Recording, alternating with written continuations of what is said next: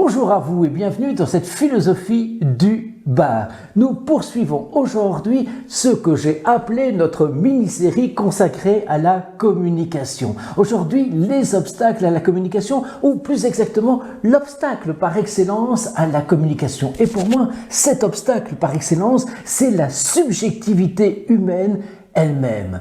Je m'explique. Ça veut dire, en d'autres termes, que je suis sujet et que je ne peux jamais faire abstraction de moi lorsque je lis ou lorsque j'analyse un texte, un contexte, une situation.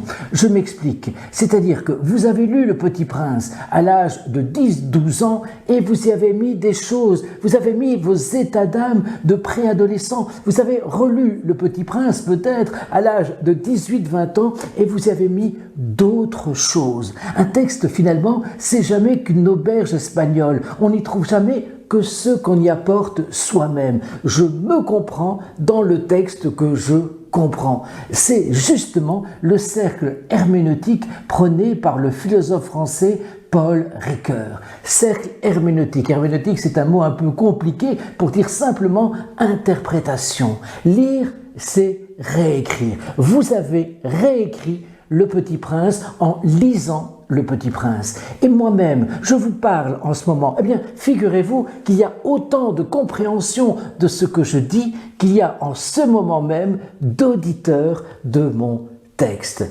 Écoutez, c'est là encore réécrire. Je ne peux jamais faire abstraction de moi.